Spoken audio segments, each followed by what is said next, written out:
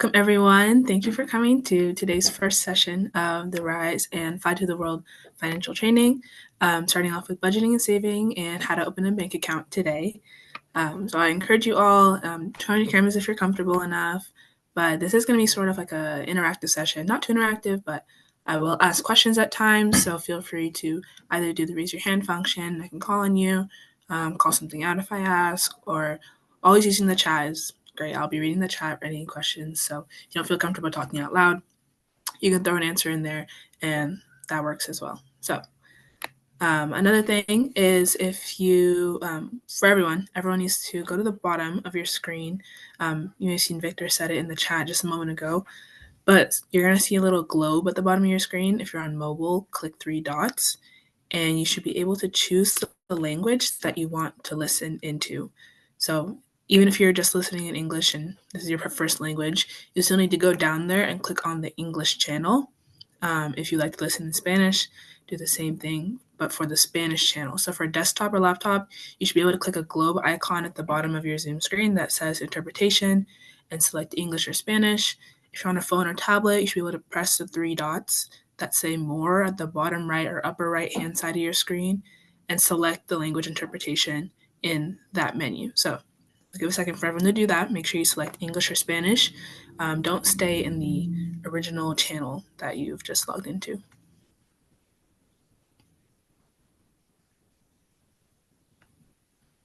If you have any trouble, just say in the chat.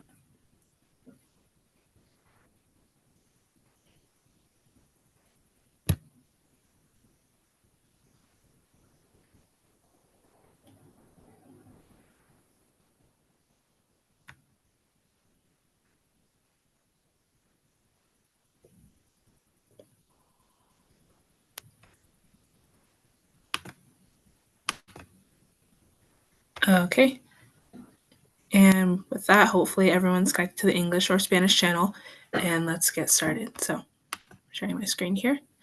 Today we're going to start off with our first topic, budgeting and saving. So once again, at any given time, feel free to raise your hand or react, or there's something in the chat at the lesson.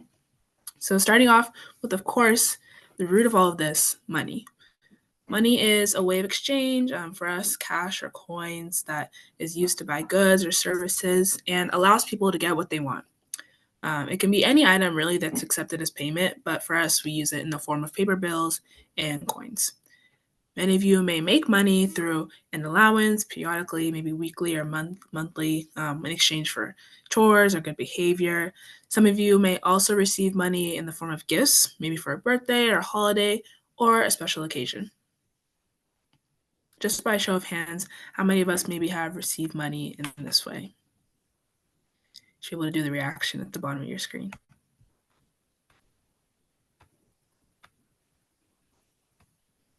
None of us? Frankie, Fiona, nice. Melissa, yeah. So many different ways to make money. And we're going to talk about just a couple more.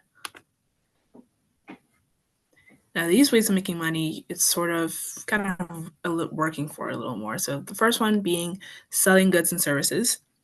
You can make money by working or selling things such as mowing the lawn as a service, or tutoring as a service, or selling cookies as goods.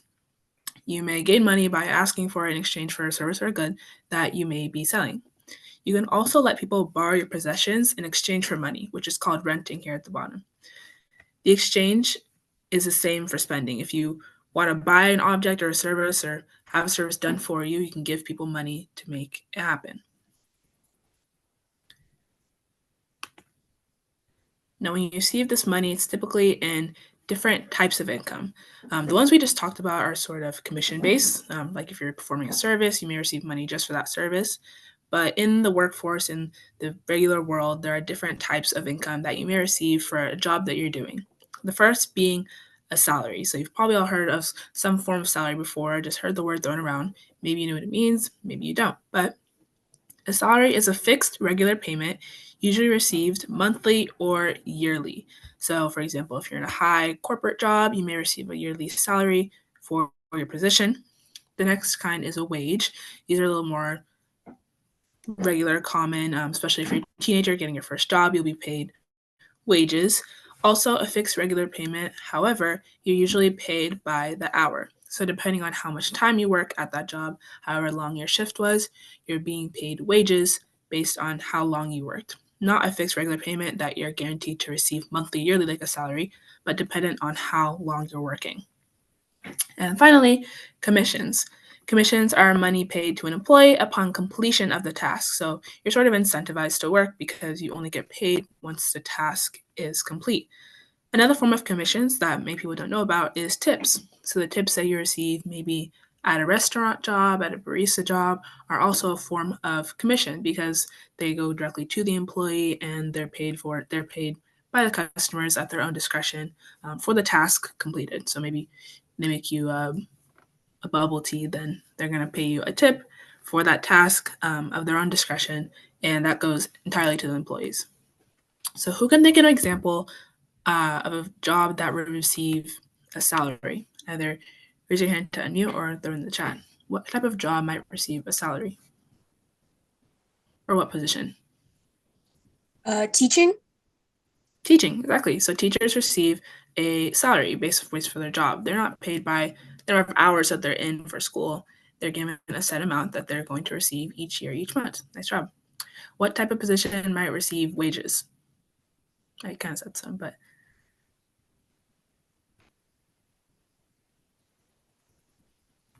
you guys throw it in the chat or say it out loud. A plumber, that's true. So plumbers might receive wages based on the jobs that they did, how long they were working for. Okay, and finally, this one might be a little tougher. What type of job might receive commission besides tips? Maybe a completely task-based job.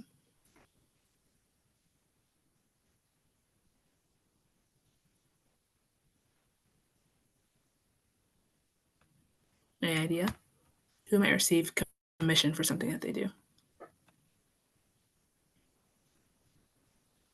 Lawn service company employees. Photographer, yeah, that's true. So both of these lawn service company employees, and Kirthi said photographer, they receive commission because they're not being paid. They're not always being paid. It depends on the photographer, on the lawn mowing service that you work for, but they typically get paid for by the task. So a photographer gets paid for each shoot that they do, not just regularly receiving wages. Or a lawn service company gets paid based on how many lawns they mowed. For each lawn, they get paid a different amount. So not a regular fixed payment, but payment based on the tasks that you do. And so you're incentivized to work more because that's how you're going to earn your money.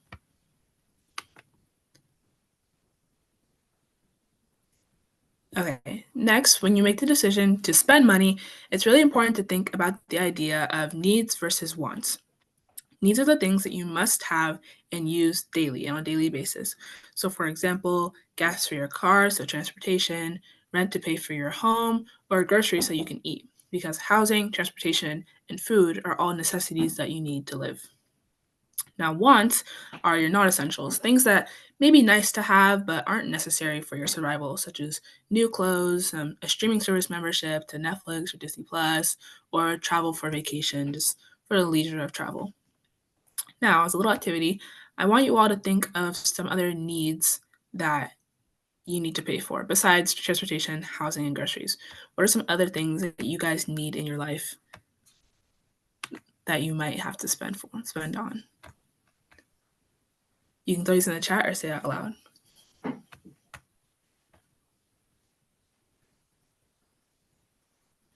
Any ideas? Electricity, water, and warmth, very true. So electricity, your water bill, and heating, all necessities. Any other ideas?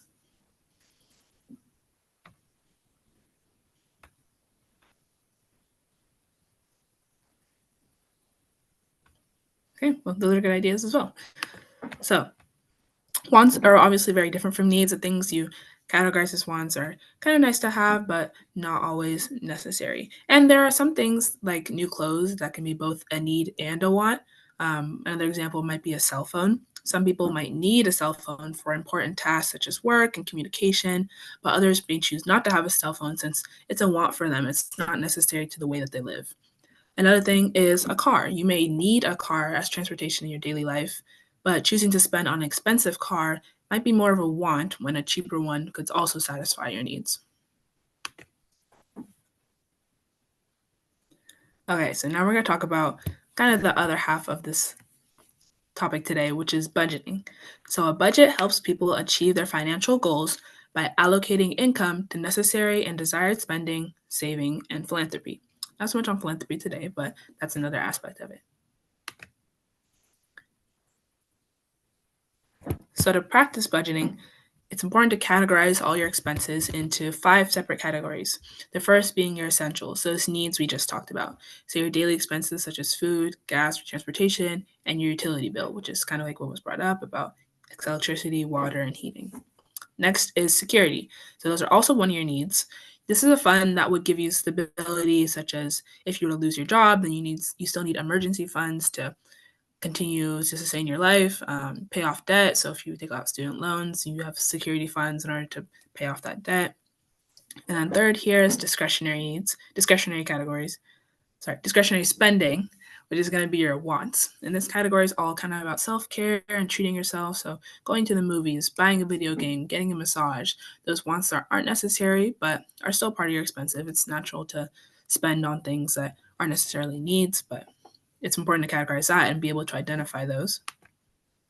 The last two are your goals. These are also considered needs most of the time. So if you're trying to buy a house in the future or start your own business, pay for your education, or provide a special gift to your family or friends, these spending goals also need to be categorized into your expenses. So how much are you putting to the side to save for these long-term goals? And lastly, spending for your lifestyle. So this can be want or need, like I talked about, your phone, your car, are kind of 50-50. But these are things that help you navigate your social activities, such as personal grooming and apparel, your gym membership, maybe paying for your pets and their needs, and travel and leisure, things that suit your lifestyle, but they kind of iffy on the wants or needs side, depending on how much it matters to you and the way that you live. Now, when budgeting, it's also important to save resources. Wasting resources like energy, water, and recyclables mean that you're passing up the opportunity to reuse them for other purposes or to help the environment. And of course, water and energy are also paid for through your housing bills, so you should try and conserve them to avoid overspending and take that into account in your budgeting, and your utilities, and all of those costs.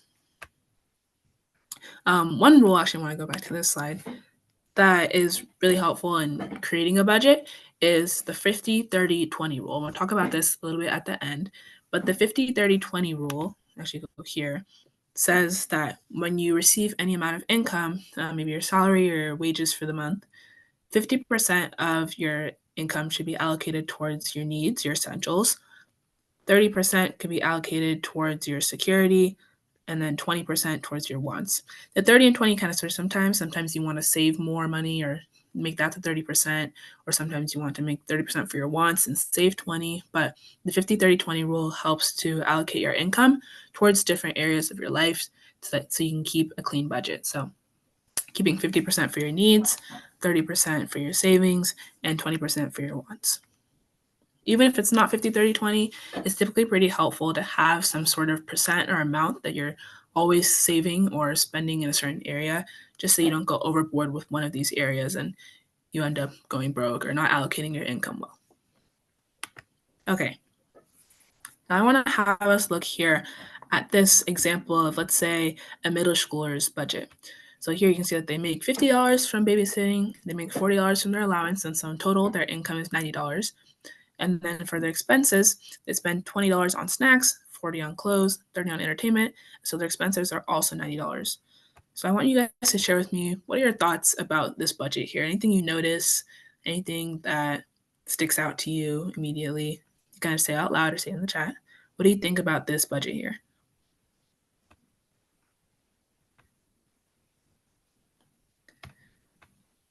Kathy says they should save more instead of spending it all. I definitely agree. Any other thoughts?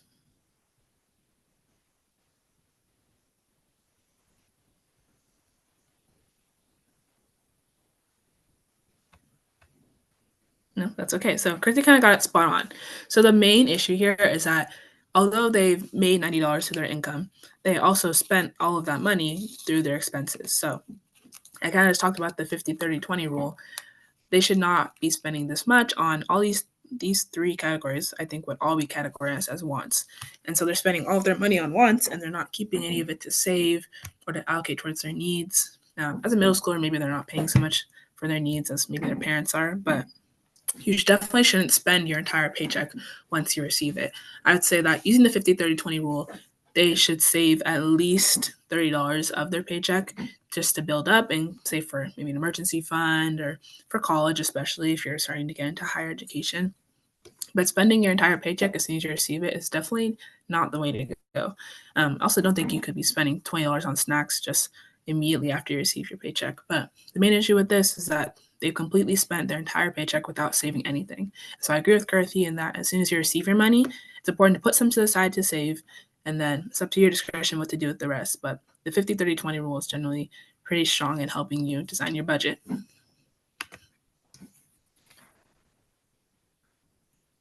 Okay, next we're going to talk about savings. So, why even save all this money? Well, many people save in order to make larger purchases, such as for a car, for a house, to pay for education costs, such as college tuition, or to even start saving for retirement, which you can do as early as right now. Also, as a source of money for emergencies, which we talked about earlier, maybe even an emergency fund if you were to lose your job. So, I just want to ask you guys, what are some things that you've saved money for in the past, or maybe even right now?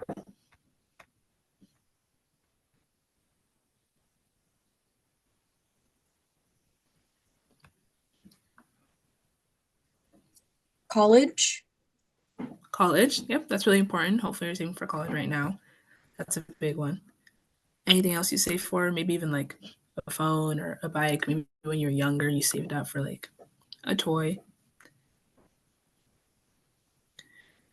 This is more want, but you've been saving for a Saran. Can you explain what that is? I'm not sure I've heard of that before.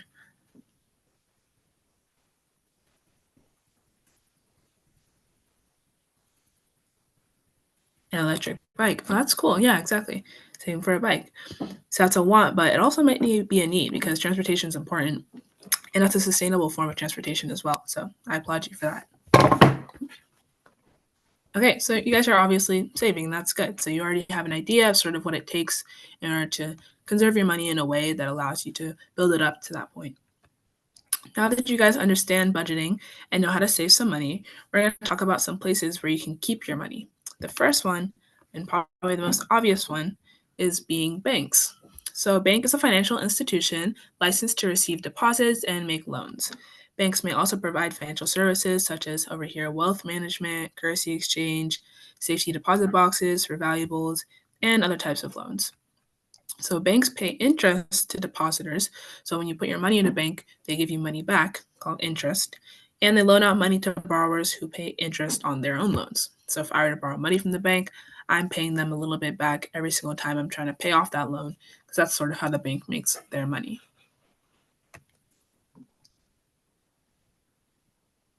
Okay, and we just talked about interest a lot. How many of you, just by show of hands and the reactions, have heard of the term interest? Kathy has. Kylie has. Fiona, Frankie. Yeah.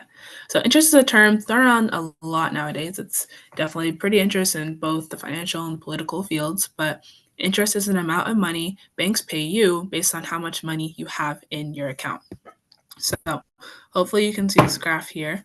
But there's two types of interest. The first one being compound and the second being simple. I'm going to start off with simple because it is simpler. But this red line here shows that no matter how much money you have in your account, let's say you have $100, you're going to earn the same amount of interest at a fixed rate every for what's this in for every year that you have your money in that bank. So let's say the interest rate is 5% and it's fixed. So the first year you have $100, the next year 5%, 5% of 100 is 5. So next year you'll have $105. After that, you'll gain 5% of 105. And that fixed interest rate just allows your account to increase in dollars by a linear line right here. Simple interest is just a fixed rate, and every year you're building on the money that you have in your account. Now, compound interest is this blue line here. And you can kind of see that's a little bit better because you're earning more and you're earning it faster. Compound interest is the type of interest applied to both the original amount you had in your account and the previously earned interest. So with compound interest, you're earning both on however much money you have now and however much you had in the previous year. So you'll kind of prefer compound over simple interest just because it grows your money more. And although I use the example of 5%, that's pretty generous for banks, but with large amounts of money in your bank account and with depending on the bank that you choose to store your money with, you may be earning different amounts of money, but it's generally more beneficial to keep your money in a bank versus, let's say, your piggy bank. Because the great thing about interest is that your money can grow just by sitting there in your account. Whereas if you're leaving your money sitting at home in a piggy bank, it's always going to stay the same amount. So that's one great thing about having a bank account is that your money can grow without you having to do anything at all. And like I just talked about, keeping your money in an account, there are two different types of accounts that you can open with banks known as checkings and savings account.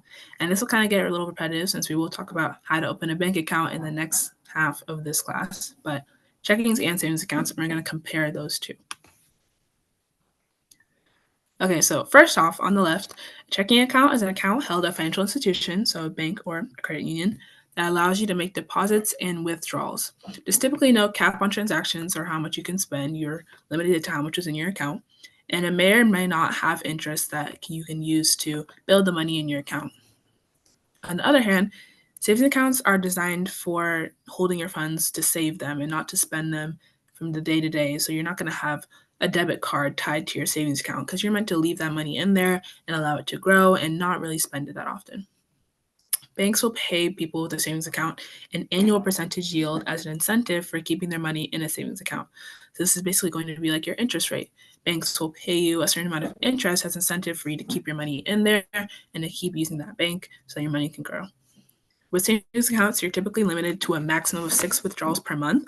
Like I said, you're not really meant to be taking much money out since it's supposed to be there.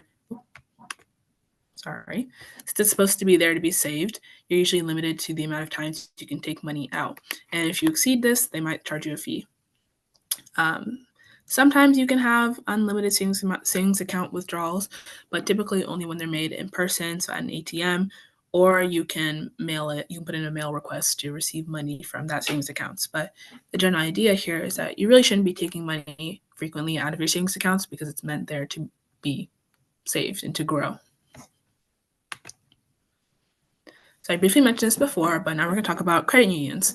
Credit unions are also financial institutions, but they're nonprofit organizations that exist to serve the members of the local community.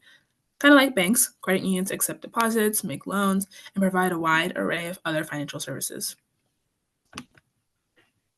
Another comparison chart here. So between banks and credit unions, they both have their pros and their cons. So one is not necessarily better than the other, but it depends on your purpose and your goal of which one you might choose to bank with, or maybe you have accounts with both. So banks typically have more advanced mobile apps and technology. They also provide more branches and ATMs nationwide since they are pretty private institutions. They tend to have stricter rules and less flexibility with customer service. They also offer more options for banking, retirement, and investments, and they make a profit off its customers and investors, which is a big difference between credit unions, because like you can see here, credit unions are not-for-profit institutions owned by members collectively, members of that credit union. They typically offer less options in commercial banking, but they do have lower fees and better interest rates on loans and savings accounts. And they provide thousands of shared co-op branch locations and surcharge-free ATMs. So some differences and some similarities here with banks and credit unions, but it really depends on your goal and how you want to manage your money, which one you might choose. A lot of people use both, or you can also pick one or the other. But yeah, some differences between banks and credit unions here. So one thing we like to recommend here at Fly for everyone who listens to this budgeting and saving course is to make a spending diary. So one way to track your spending is by making a money diary. After every purchase you make, you could write it down in a notebook, and at the end of each week, you could group your expenses into categories, needs versus wants. You could do with the 5 categories, but needs versus wants tends to be the easiest at identifying which are necessary expenditures and which are more of your wanted discretionary expenditures. After that, calculate the percentage that's going into needs versus wants. Once you identify the percentage of your wants, you should make a plan to limit the amount that you spend on your wants. After you get in the habit of using a money diary, you can make a new spending category called savings. So then you make sure that you're designating part of your income to your savings each time you take money in. And like I mentioned a little bit earlier over here, just a little tip is when you're spending money and you receive income, try to distribute your spending to around 50% need, 30% want, and 20% saving. Okay, so really quick, I want to go over a little case study with you guys. So we're going to look at the case of John, and we're going to talk about what we think John should do. So I'll read this out loud. John just turned 14. He has 4 siblings and is the oldest child in the family. John's parents work 2 jobs. The family lives paycheck to paycheck. John would like to help improve his family's life, but he also wants to be able to do what other kids enjoy doing, such as going to the movies, playing video games, and learning how to code so he can create video games. He is creative and entrepreneurial. He also loves singing, dancing, and creating artwork. In order to help his family earn more income, John is thinking of quitting school and starting to work. What would you do if you were John? Why or why not might you quit school and start to work? So I'm going to give you guys 2 minutes to kind of think about this, and then I want to hear from each person what they think, either in the chat or out loud, but I want each person to at least give a response about what they think John should do and why. 2 minutes starts now.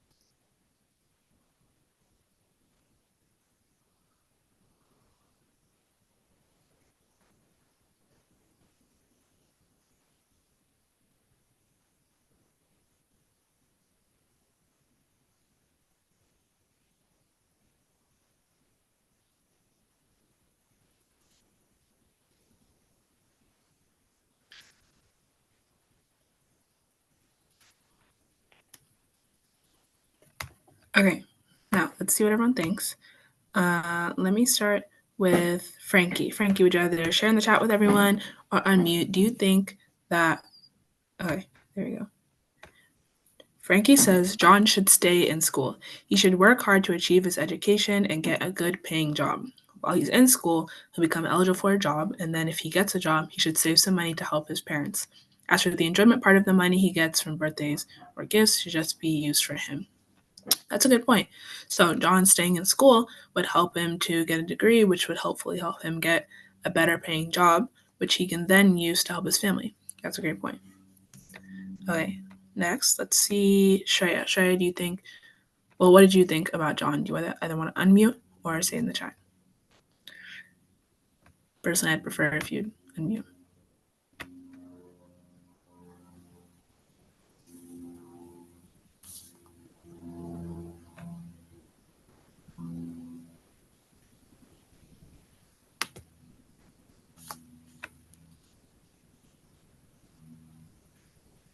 Okay, you can keep moving.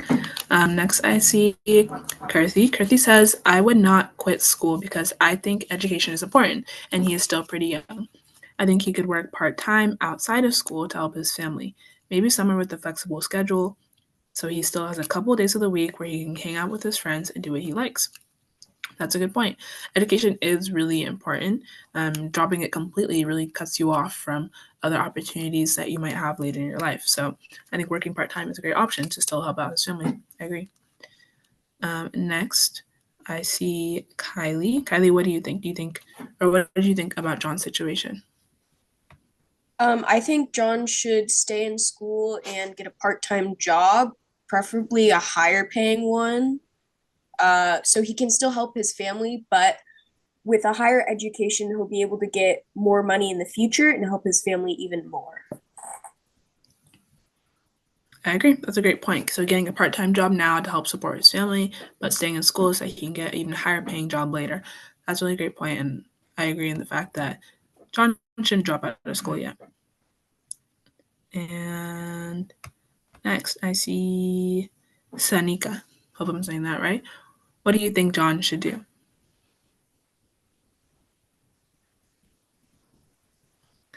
Sanika said he should stay in school so he can get a better paying job later on. He is also very young, so education is pretty important. As for helping his family, he could try and find a part time job. So, yeah, similar to everyone else, he should stay in school so he can get a better job later and continue to help his family and get a part time job for now. Okay, next I see Rushil. Rushil, what do you think John should do? Rushil says stay in school longer so he can learn more valuable skills when he starts to work. He can also further explore some of his passions in this time. Good point. Okay, and then Fiona, I think sent me a message. Fiona says, I think I would continue with the school because then you have a better chance of getting a better paying job after you've completed school. Okay, so I agree with all you guys' points. John should stay in school because getting a better education will help him get a better job. So then he can further support his family, hopefully get a job with higher income if he pursues higher education. And so these are all great points. A lot of times it may seem kind of desperate, and John probably feels like he has to quit in order to support his family because he doesn't feel like he can balance the two. But education is still a priority, and generating additional income either through a part-time job or maybe through budgeting and saving, you can still achieve additional income little by little. Okay. Next, I'm going to move. I had another case study, but I want to move on to our next topic, which is going to be how to open a bank account. So give me just a second here, and I'm going to switch screens.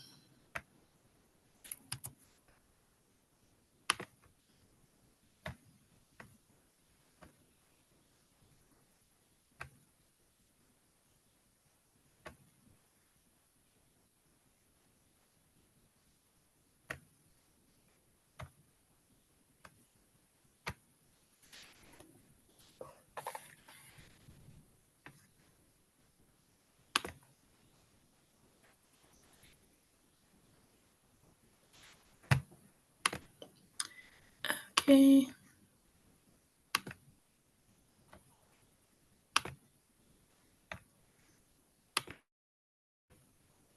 Okay, hopefully y'all can see my screen now with this opening page. It just says bank account.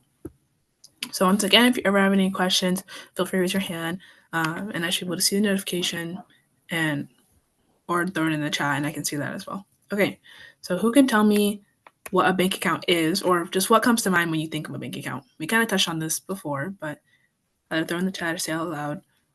What do you know so far about bank accounts?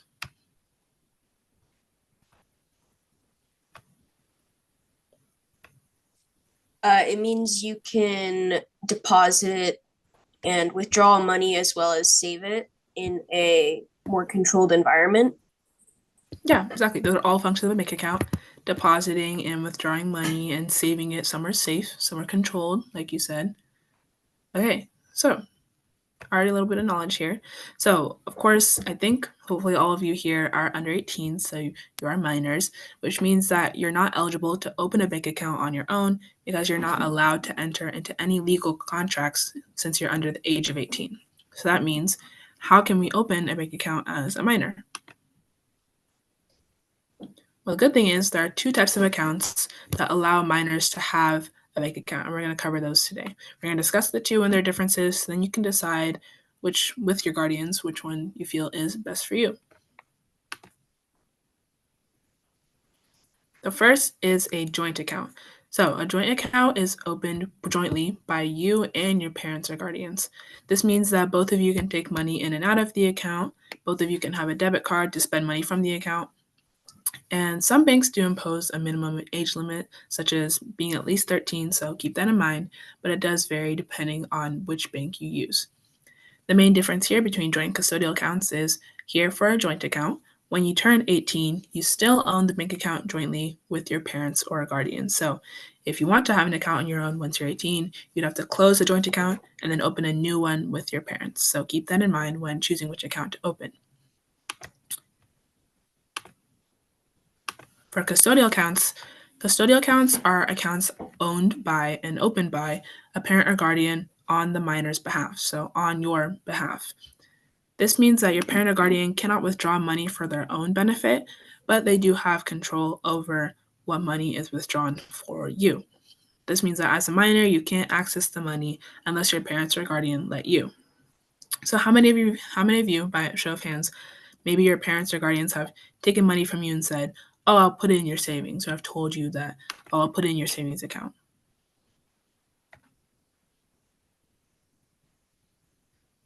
Yeah, so you've probably heard that before where maybe they've taken cash from you, or maybe you got a big gift from a grandparent or a family friend, and your parents have said, "I'll put in your savings."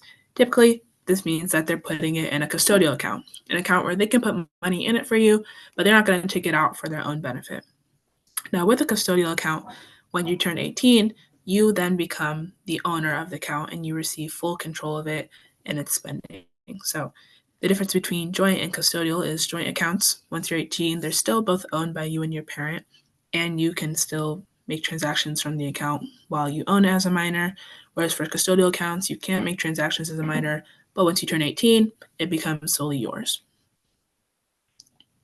So, let's talk about how to get started. With bank accounts, they're obviously definitely very official, and they are contractual. So you need a lot of information in order to get started. First being your name, of course, your birth date, and your social security number for identification and verification. Next would be one of your parents' valid picture ID, so driver's license or passport, with your updated home address. So a big thing here is since these accounts are owned just both by you and your parents, you need your parents' verification as well, their identification. You would need their social security number and their personal information, such as their phone number and their email address. Now, when picking a bank to work with, it's important to go over options with your parents or guardians and involve them in the process so that they can help you pick the bank that's best for you. So, some things to look for, the first being no monthly maintenance fees. Some banks may charge you, let's say, $30 a month in order to just have your account. And that's a pretty big scam there. So it's definitely important to look for a bank that doesn't charge you for banking with them, because that's not something that should be justified. You shouldn't have to pay just to have an account with them since you are sort of paying them. You want to look for no or low minimum balance. Since we are teenagers, you don't always have massive amounts of money sitting in your bank account, and so you don't want to be charged for not having enough money in the account. So you should be able to maybe keep as low as $5 without the bank saying, "Hey, that's too little." You want to be able to have a no or low minimum balance just so that you're not pressured to have large amounts of money in your account, since it's unrealistic that you would as a teenager with either a minimum wage job or no job at all. Third is a high annual percentage yield, so this interest rate we talked about. This is so you can see your money growing with the simple or compound interest that we talked about and stay ahead of inflated prices in society. Fourth, being a low minimum to open the account. Like I mentioned, as teenagers, we may not always have a lot of money, but it's important that you're able to access a bank account and start saving, even if you have $5 to your name. So, looking for a bank that lets you have a low minimum to start an account, just so you can get started no matter how much money you have. And lastly, is free online banking. In a very technology centered age, it's important to be able to access your bank account whenever you need to. So, having free online banking is really important, and looking for banks that have that will definitely help you manage your money.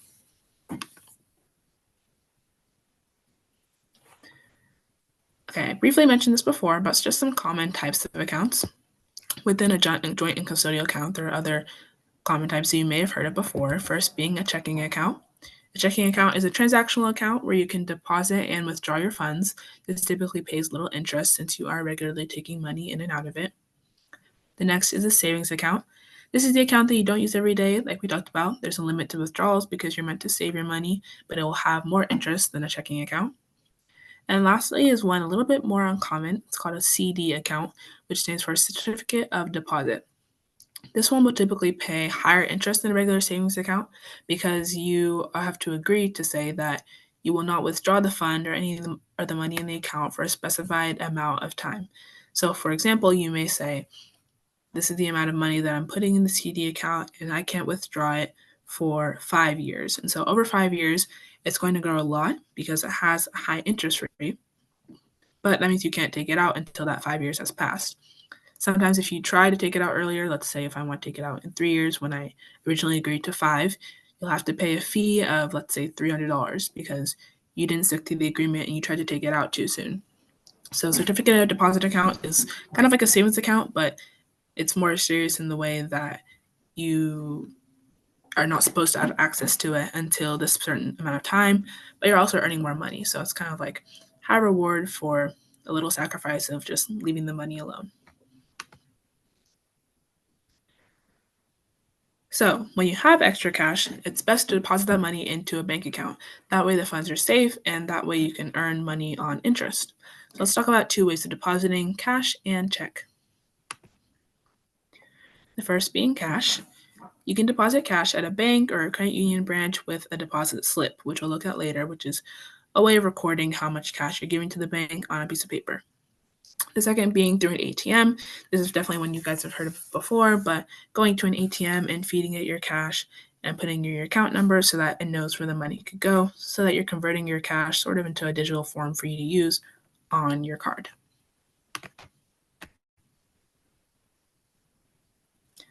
So depositing a check, this can be done at a bank or a credit union branch, financial institutions, or also at an ATM machine. We're going to talk about this a little bit more later, but before you deposit any check, you have to endorse it at the back, which means signing it just to verify that this check is legitimate, this check is valid, and that you're actually depositing money. So like I mentioned with cash, there are these things called deposit slips. These are some of the basics. This is what one might look like.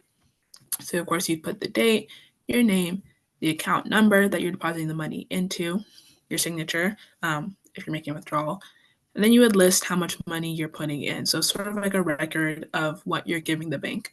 So the currency, which would be the cash, or the coins, the bills and coins that you're giving. If you're depositing multiple checks, you list them here. The subtotal, which would be the total of all the money in cash or check that you're depositing. If you're withdrawing, you put it there as well. And then the net deposit. So this is an example of a slip that you might fill out if you're deciding to use a deposit slip to give money and to deposit money into your checking account or savings account in the bank. Now, how to withdraw money, there's a few different ways. First, being from a bank branch, you would go in and fill out a withdrawal slip to take money out of the bank. You can withdraw at an ATM using a card with a PIN. You could write a check to receive cash at the bank. You could do a wire transfer through a third-party payment app such as PayPal to send it to your bank account or take it out. And then you can use an ACH transfer, which we'll talk a little bit about later.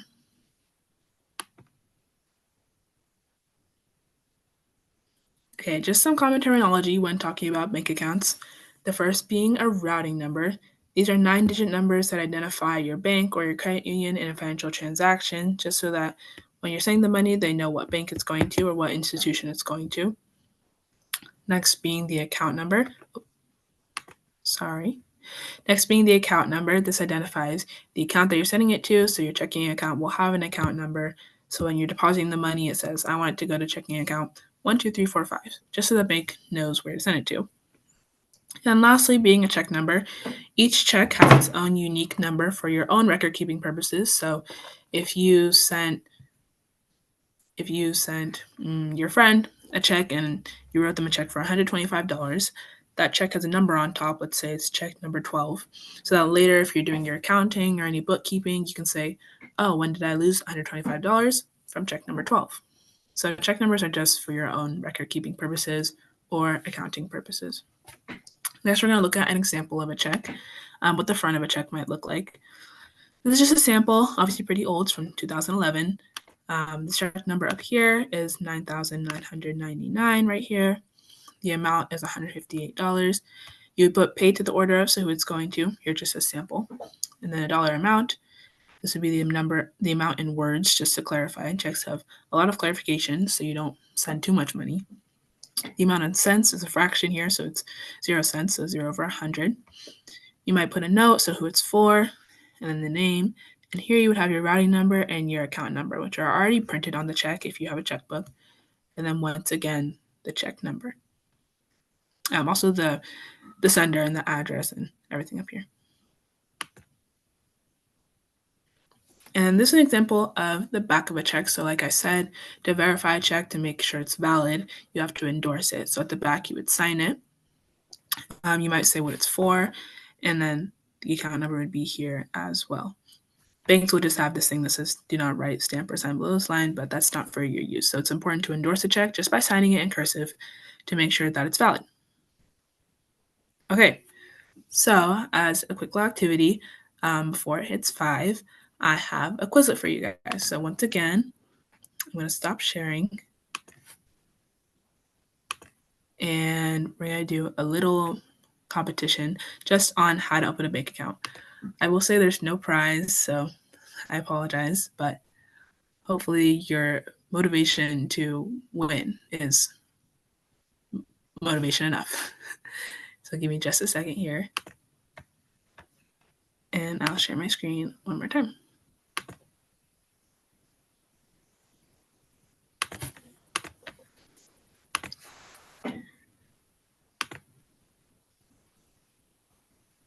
Here we are. So you can join via QR code or go to joinmyquiz.com to enter the game code.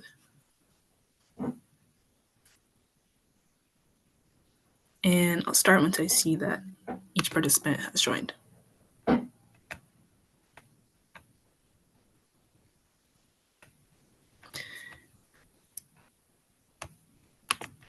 And I'll show the QR code. Okay, Frankie says I have a high school checking account, but they can't limit my spendings or savings. That's interesting. So is that as in you only have access to just a checking account, or you don't have a savings account, or you do have a savings account and there's just no limit?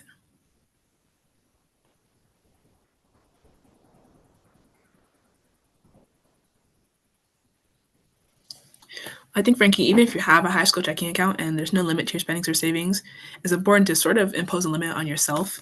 It takes a lot of self control, but making sure that even if you have a certain amount of money in your account, that you're not spending it to a certain point where you're saving the rest. So even if you just have one account and let's say you have $100 in it, even though there's no designated section for savings, say that I'll never let my account go below, let's say $50 because you're saving that $50. I hope that makes sense. And yeah, having a high school checking account is a great option. Some banks offer specific teen or high school accounts, and that's always great because then you can get started without having to have all the restrictions or rules of a regular bank account that an adult might have. Okay, I'll close this out just for a second.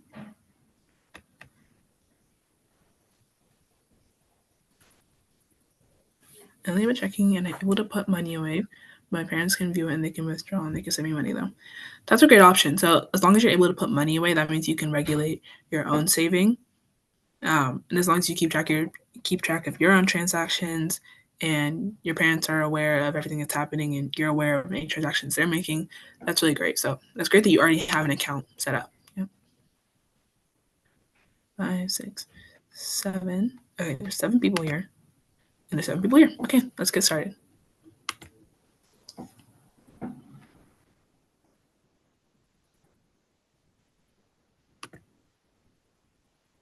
Okay, first question. What types of bank account can minors use? Type or types?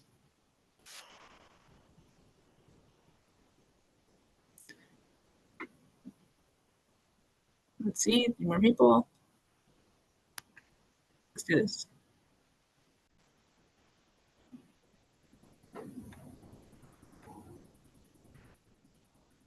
Okay, let's see. Nice job, Fiona. So Fiona. Oh, nice job, Sanika. My mistake. Nice job to all of you. All you that answered, you all got it right. So let's move on.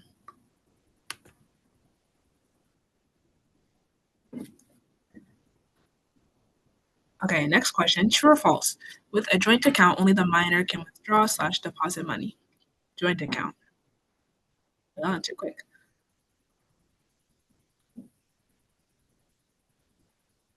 Let's see. So either you or your parents can make deposits, withdraw money, or have a debit card linked to the checking account. So this is false. And you all got that right. Nice job. First place we have Sanika, Frankie, then Kylie. Nice job, guys. Okay, next question in 3 seconds. Which option is true for a joint account? So a couple conditions here.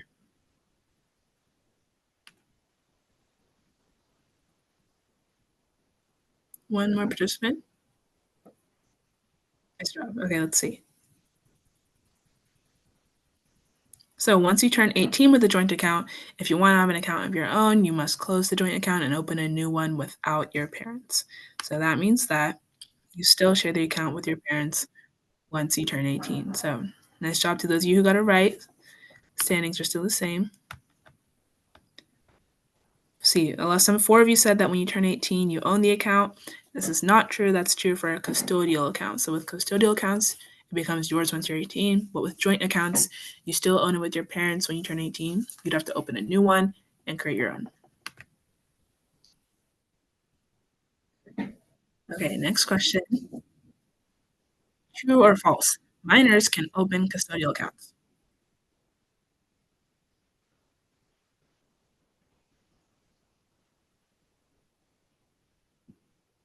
Nice job. You guys are quick. This is good. So custodial accounts must be opened by the parent or guardian on their minor's behalf. So let's see if you guys got this right. Okay, most of you. So it is false. Parent guardian must open a custodial account. You cannot open one on your own. Standings are pretty much the same. Okay, let's go to the next question. We're about halfway. Which option is true for a custodial account? Similar to the joint one, but custodial account.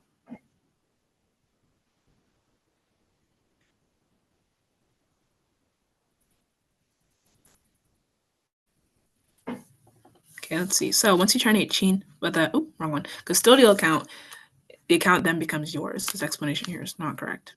Nice job, guys. All of us got that one. Great job, great job. Frankie's now in first place, Sanika in second, Kylie in third. Next question. What personal information is needed to open a bank account?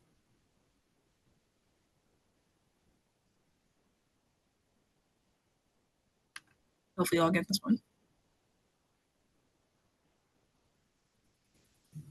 Let's see. Oh, no, I made the correct answer. Okay, so we won't get to see that, but staying pretty much the same. I see Shreya's rising up. Oh, there we go. So the answer is all of the above. You need all of these things in order to open a bank account. So not just your own name, birthday, and social security number. You also need your parents' information.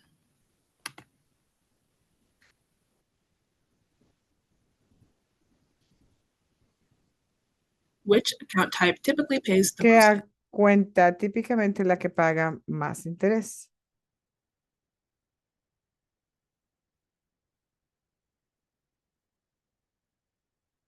One more answer. Más respuestas. 2, 1.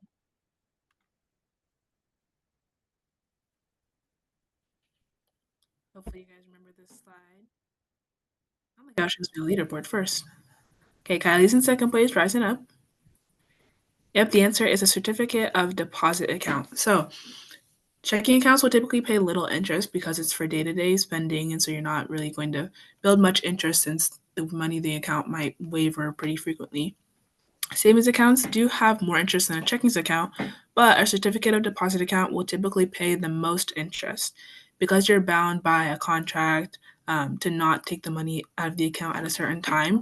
You're able to grow more over the course of a few years because after, let's say, a 5-year agreement that you won't take the money out, your money is able to grow more because you're guaranteed to not have access to it. Whereas in a savings account, it'll have more interest than a checking, but you can still have access to withdrawals. So a certificate of deposit account is a great way of saying, I will not touch this money and I'll let it grow with high interest.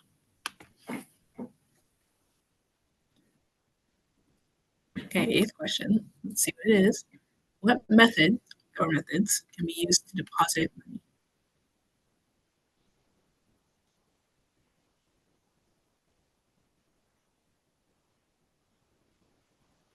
Don't overthink this one, guys. That's my secret tip.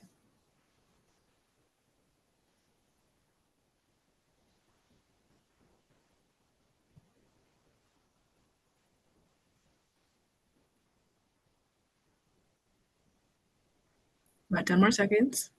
One more response. Sanika, we're waiting on you.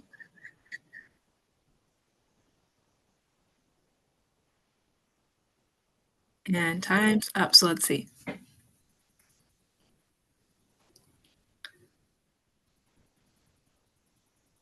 Okay, leaderboard stayed about the same. Interesting. But every answer here was correct. So you guys were right. All of these methods can be used to deposit money. So cash via ATM, check via banking app, cash with a deposit slip, and cash with a deposit slip at a bank or a credit union. So nice job, guys. All of those were correct. So I said don't overthink it. Next question, third to last question. Let's see what it is. True or false? A signature is necessary to withdraw cash with a deposit slip. Hopefully you guys pay attention to the little image of the deposit slip there.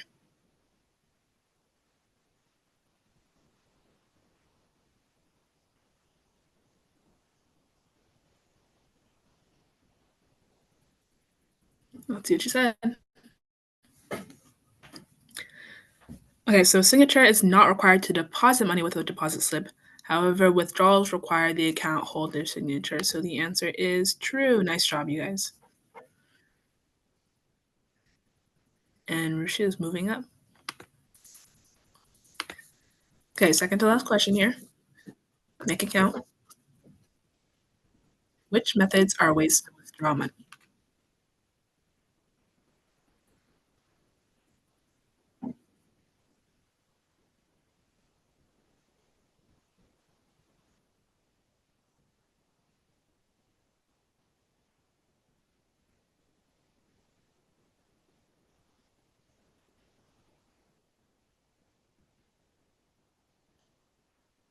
Waiting on a couple more of you here.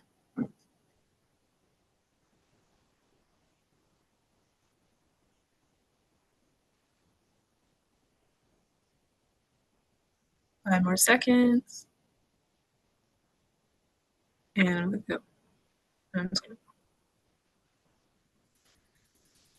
Okay, let's see. I should make a leaderboard first. Okay, so standings are still the same. And okay, so most of you guys are a little skewed here, but the two methods that are ways to withdraw money are at an ATM with a card and PIN or via wire transfer through a third-party app. So going to the bank and asking for cash is not a way to withdraw money. You would have to fill out a withdrawal slip. Writing a deposit slip for cash would mean that you're putting money in. So these two aren't ways of withdrawing money. Going to the bank and asking for cash is not as simple as that, and a deposit slip would allow you to deposit and not make a withdrawal. So these two on the left here are ways of withdrawing money from the bank. Like I said, you could also use a withdrawal slip, or you could write a check and give it to the bank, but it's not as easy as going asking for cash, and it's not making a deposit. Okay, final question here. With this knowledge, what type of account will you consider opening?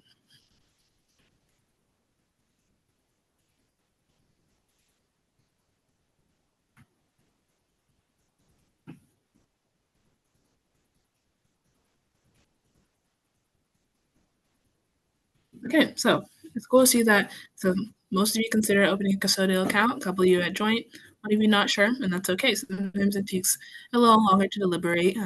If you want to gather some more funds before you put it in a bank, or discuss with your parents or guardians which one you feel like is best for you. But custodial and joint are both great options for bank accounts, depending on your needs and what you're looking for and how you see it with your parents and guardians. Time's up. So let's see our final winner. Oh, yes, I want to end the quiz. Let's see. Hopefully it gives me a leaderboard.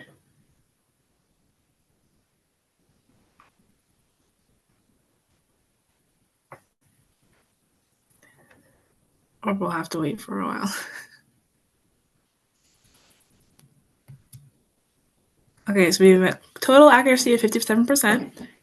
Not bad, but I'm sure we'll get it up. Hopefully it'll show us these rankings here. Okay, so in third and second place, we have Rushi and Kylie. And in first place, we have Frankie. So congratulations to our top three. I'm going to stop sharing my screen here and come back to the main session. Oops. So, any final questions before let's see. Kirti asks, why do you think high yield savings accounts are less popular than regular ones, even though they are better? I think a lot of people don't have the knowledge of high yield savings accounts. I mean, you and I clearly know about them, but not everyone knows that they have the option to receive more interest on their savings. I think also sometimes the restrictions that high yield savings accounts put on people make them scared to put their money in a place where maybe they can't access it for a little bit and receive a higher yield on their money. But I think it really is being able to have the self-control to be able to put money away and let it grow and recognize that it really is an investment so you can gain a higher yield on your money in the savings account. Yeah, they're less popular because people don't want to have the restriction of not having access to their money. But I think it's important to shift your perspective and realize that it's not a restriction. It's really an opportunity to earn money. Like it's a way of income. It's not just there so that, oh, I can't access my money because it's in a high yield savings account. It's there so that your money can grow a lot faster than it might in a regular savings. So I don't know. I think it's a lot about self-control and being able to put that money away so that it can better you later in the future instead of thinking of, oh, right now I want access to it. So yeah, I think high yield savings accounts are less popular than regular ones, even though they're better, even though they earn you more money through interest, because I think a lot of people don't like the idea of not being able to have immediate access to your money at any given point. But they really are beneficial. And I mean, there's obviously pros and cons versus high yield savings account and a regular savings account. But I think having your money in both is honestly the nice in between there. Having some money in high yield savings and having some in regular savings. It's important to diversify where you put your money and be smart about how much you have where, because like I said, there are pros and cons, but I think high yield savings is definitely something that everyone should look into, that each of you should look into and talk about with your parents, so you have access to the opportunity to save your money. I'm sorry I talked a little fast there. We do have a translator going in Spanish as well, but high yield savings are definitely a great opportunity for growing your money. Okay, that was a great question.